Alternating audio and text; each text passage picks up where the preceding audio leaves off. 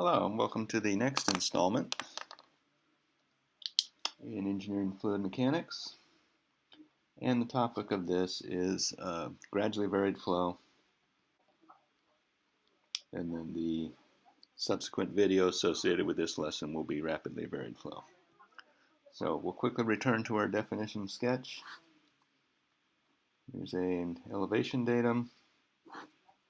We have a channel bottom. We have some water in it.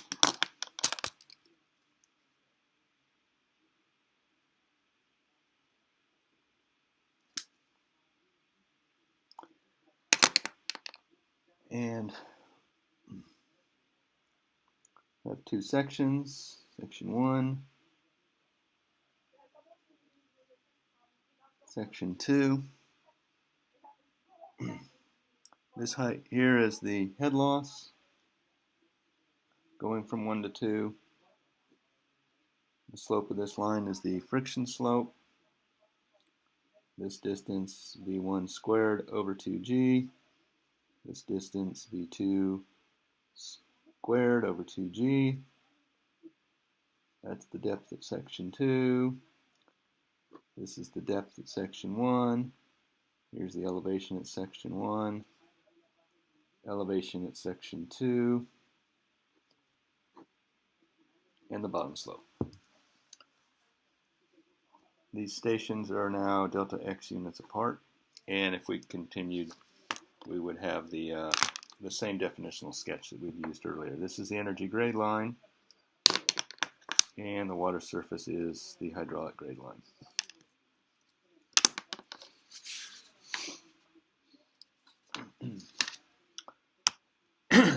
If we wrote our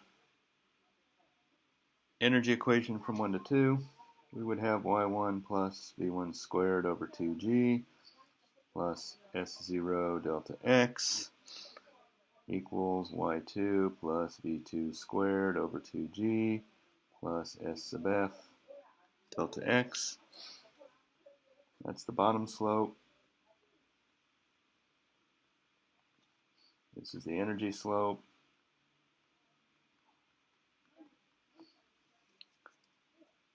This term by definition is specific energy at section 1, and this is specific energy at section 2. So our formula is E1 plus S0 delta X equals E2 plus S sub F delta X. We can rearrange that as S0 minus S sub F equals E2 minus E1 over delta X. This will come into play later because it is actually the algorithm that's often used for computing the shape of the free surface by knowing the depth and flow rate at one section. Let's just look at the right-hand side in the limit as the station distance vanishes. E2 minus E1 is by over delta X is the definition of the change in energy with respect to distance downslope, which by the chain gang rule is change in energy with respect to y times dy dx, and this happens to be the slope of the hydraulic grade line at any location. Let's apply calculus to the dE dy portion. dE dy, we saw from a prior video, is d by dy of y plus q squared over 2g a squared, which equals 1 plus q squared over g a cubed dA dy. And you'll recall that dA dy is the top width.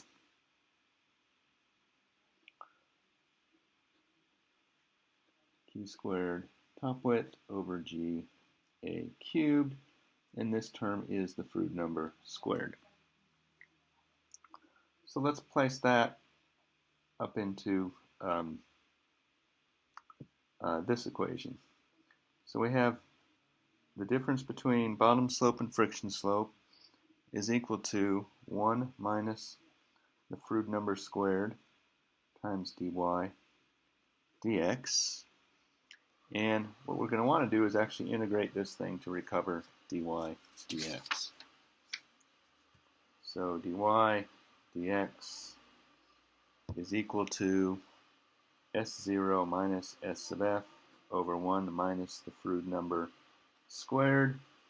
If we could separate that, we would have dy is equal to S0 minus SF over 1 minus the Froude number squared dx, and we integrate that between stations 1 and 2.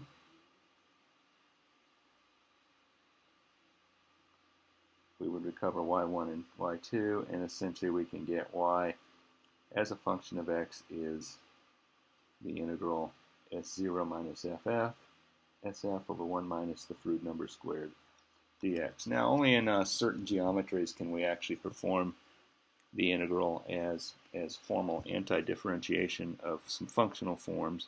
Most of the time we do it using a numerical method literally based on this equation. In any event, however we're going to integrate, we need to have a starting point. We need to know the depth at one location, and we also need to know the plausible shape of the result. And we do that through things called slope designation and curve types.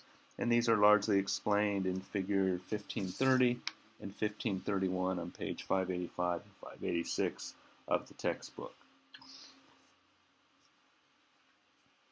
In that,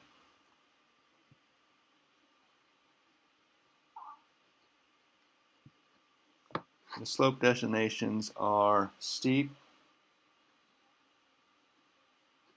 mild, critical, horizontal, and adverse.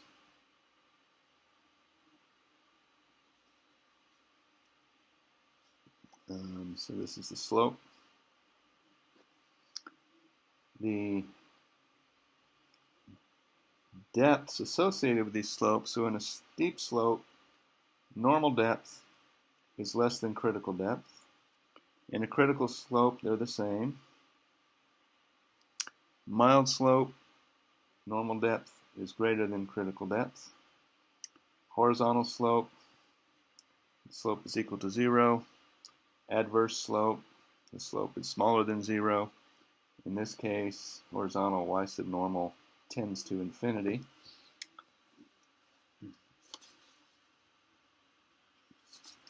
Additionally, there's profile types. And so for each type, there is a relationship of computed depth, normal depth, and critical depth at the location. And there's a logic associated with these. So a type 1 curve has the property that critical depth is bigger than normal depth. Let's try this all over again. Computed depth is bigger than critical depth, and computed depth is bigger than normal depth. Type 2, critical depth is less than computed depth is less than normal depth, or normal depth is less than computed depth is less than critical depth. And then in type 3,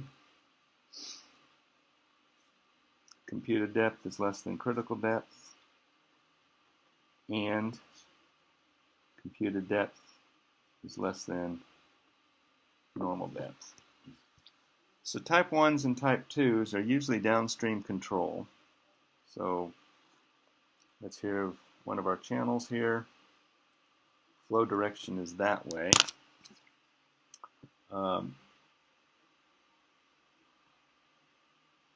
Type 1 curve or even a type 2, there's something downstream that's causing the curve to take its shape. A type 3 curve is controlled at the upstream. So either it's doing something like that, or maybe it's doing something like that. But it's what's going on upstream that exercises control. In the case of a type 1 or type 2, we have to do the integration upstream. So we're going to have negative x's or negative delta x's. In the case of a type 3, we're usually integrating downstream, so we have positive delta x's. Example 15.12 on page 587 is an example of a type 3 where we have upstream control, so you integrate in the plus x direction, and I'm going to fabricate an example of a downstream control to do a type 1 or type 2 integration. All right, suppose, imagine if you will, we have a rectangular channel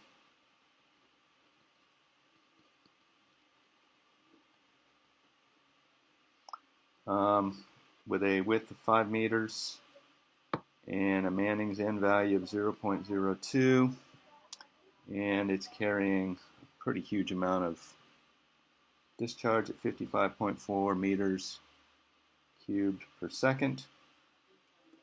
And at the downstream end, there's a weir, which is a dam that's designed to have water flow over the top on purpose. It's used to set pools in both navigation, drinking water, and so forth. So here's our weir. Think of it as a dam if you don't want to use funny sounding words. And we're told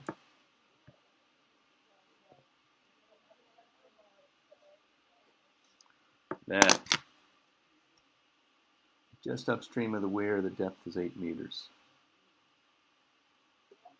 Okay, we also were implicitly told something else. Because it's a weir, flow over the top of the weir is going to be at critical depth. And we're going to use this requirement because to go over a weir, the flow has to pass through critical very close to the weir, and the known pool elevation to perform our integration. So what we want to do is find the hydraulic grade line, y sub x, from the weir to point upstream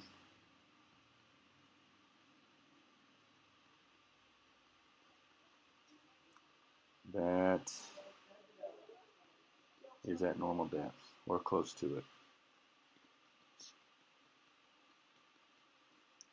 Let me do my sketch here. So in this direction, this will be in units of kilometers. And so this is gradually varied flow. Notice the units of kilometers versus meters. The horizontal distances are pretty substantial. That's actually kind of how you know it's gradually varied flow. Okay, so I've just done a sketch going here, and we need to know that the bottom slope is 0.001.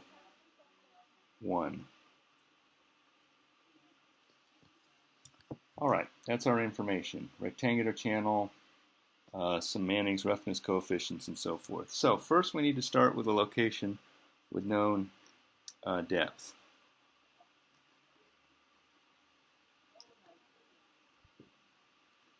Known depth, we have y is equal to 8 meters, and that occurs at x equals 0 meters. That's the pool at the weir. So that's here, so we're declaring this 0 in the x direction. Next, we want to find the slope and profile type.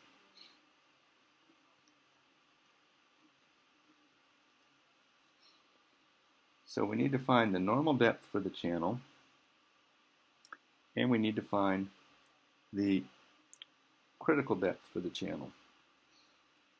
Okay, so the critical depth for the channel, we know that occurs when the Froude number is equal to 1. So that occurs when Q squared T over GA cubed is equal to 1. We know that T is equal to 5. That's given. We know that A cubed equals 5 times Y cubed. We know that Q is equal to 55.4 meters cubed per second. That's going to be meters cubed. Excuse me, top width is in meters. G, 9.8 meters per second squared. And if we solve that, we come up with something like Y critical is equal to 55.4 squared times 5 divided by 9.8 times 5 cubed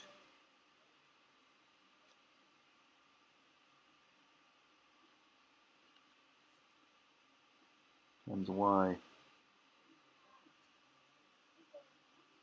cubed. And so now we want to, and that equals, there's the Froude number equals to 1, and we solve this for Y cubed.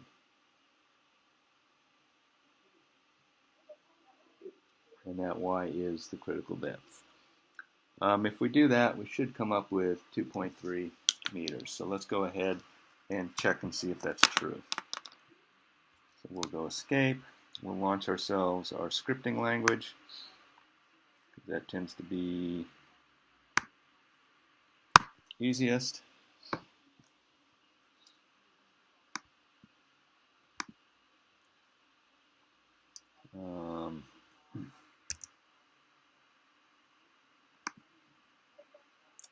And I'm pondering on whether I can do that. Yeah, we'll just do it, critical depth.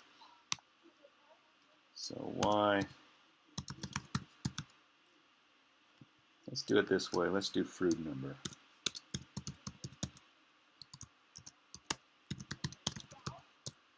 Okay, in our case, we're going to send it top width,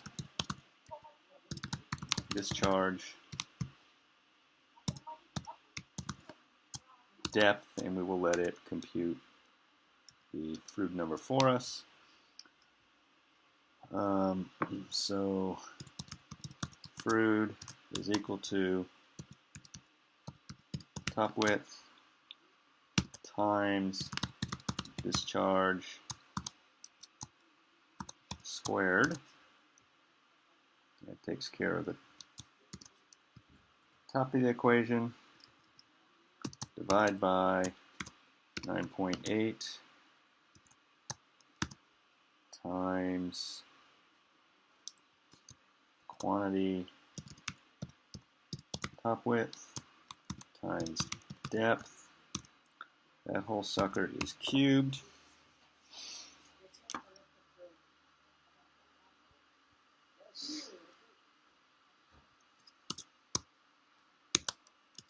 Okay, so there's my Froude number. And our top width is 5. Our discharge is 55.4. Let's just guess a depth of 1. And it didn't work because I need to modify my definition. See if I remember how to do that.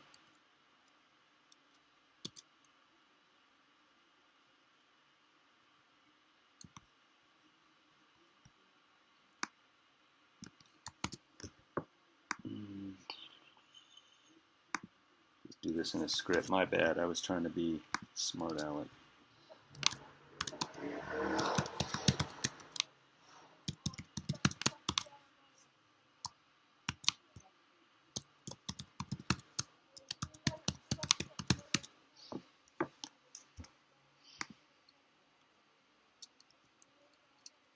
Now in the actual script, we don't use those line extension.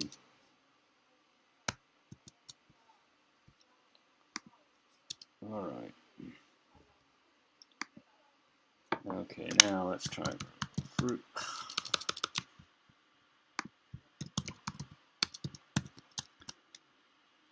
55.4, discharge 5, 55.4, 1, and I get a fruit number of 12, which is too big, so I need to make the flow deeper. Getting closer to 1, go to 3, it's smaller than 1, so the answer is between 2 and 3. Let's go halfway between. It's still lesser than 1, so we need to make the flow shallower. Getting pretty close. 2.3 is a bit bigger than 1, so it needs to be a touch deeper. Call that good enough. We're going to go with 2.3.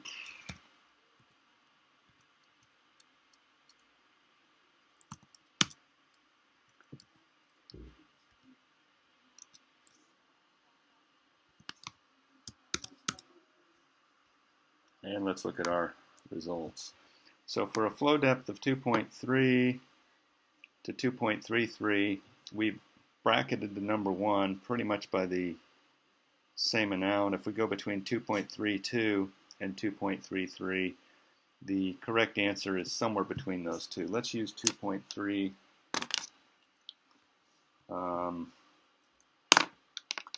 as our determined 2.32 is our determined depth. Okay, so from that we have y critical, in this case, is 2.33 meters. Okay, the next thing we need to do is to find the value of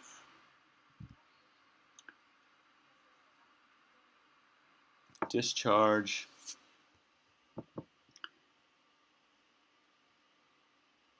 for normal equation. And so that's essentially, we apply the slope area method.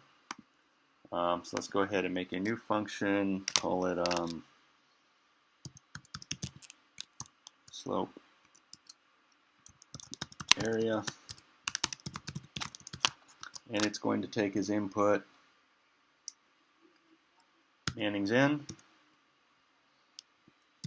depth, top width, slope,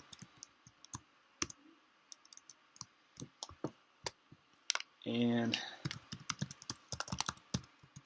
go ahead and do the computation. So it's going to be 1 divided by N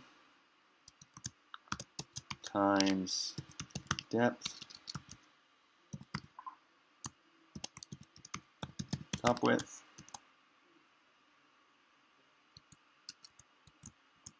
times, let's see, it's going to be 2 times depth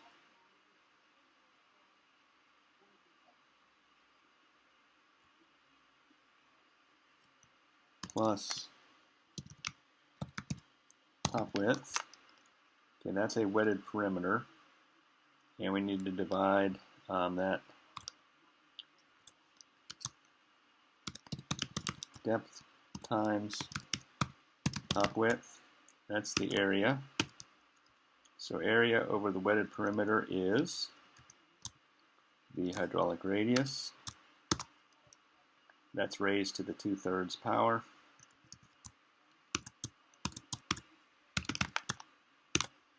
And finally, times slope to the 1/2 power.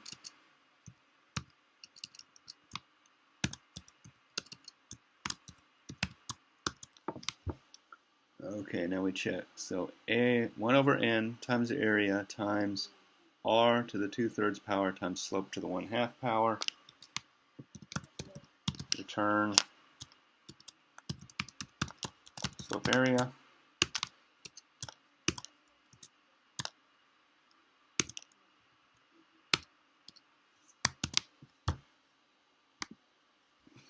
And now we will try the same approach. We're going to find the value of y such that the return value is 55.4. So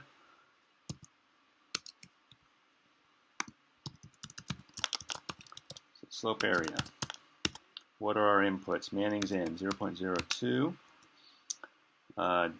Depth, well, we'll just start at critical, 2.32.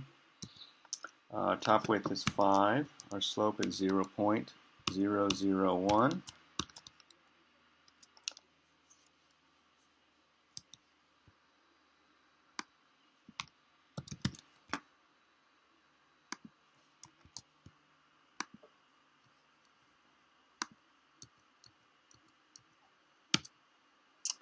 And it says that we have 20.7 cubic meters per second, so we need to increase the depth. Let's just go up to 4. It's 46, so we went the right direction. Go to 6. It's 69, which is too big, so it's between 4 and 6. Let's try 5. 5 is 55.56. 4.95 is 54.76. 4.99 is 55.4, so we're going to just declare that the required depth for our 55.4 is 4.99 meters.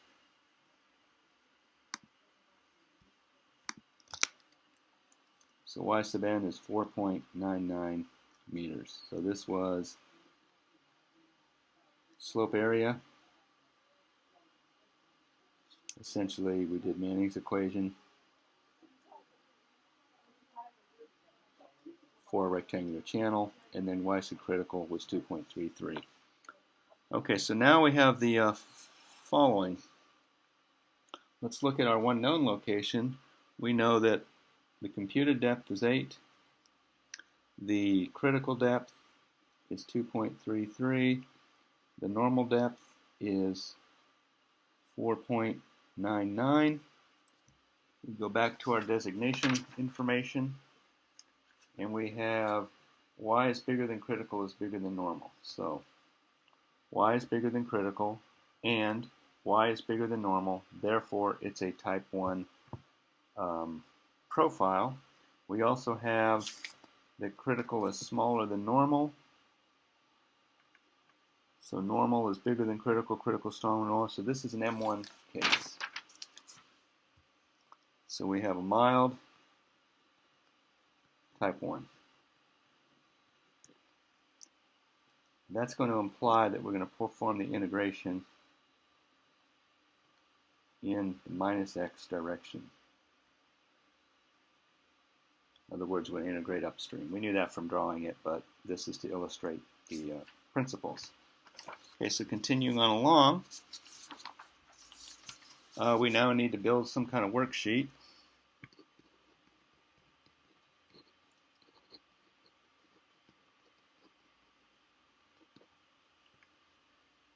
And we'll do the following. We calculate E1 at the start.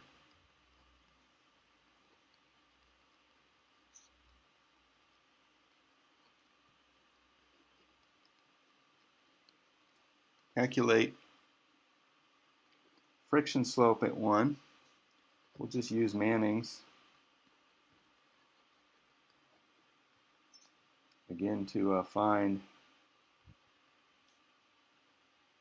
S that makes Manning's true at the section. Change the depth Y a little bit.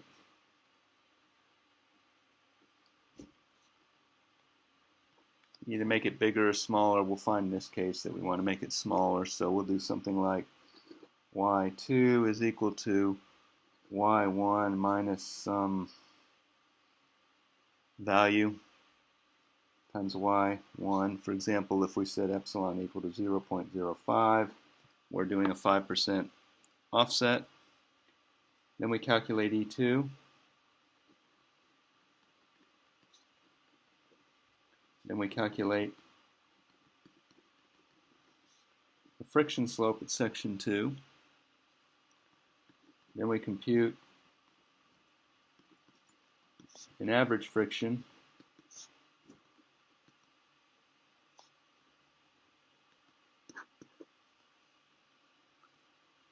then we compute an average S0. In our case, since it's constant slope, the average and the slope will be the same thing. And then we simply solve for the space.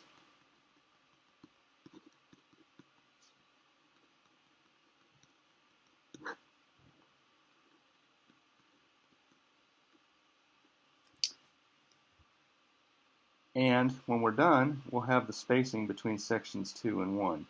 Then we re-indexed everything and we declare section 2 the new section 1, section 3 the new section 2, and repeat. And then we would go over this step by step until we have computed the values of y at different locations, and that end result is called a water surface profile backwater curve. There's quite a few names for it. It usually be contextually sensitive.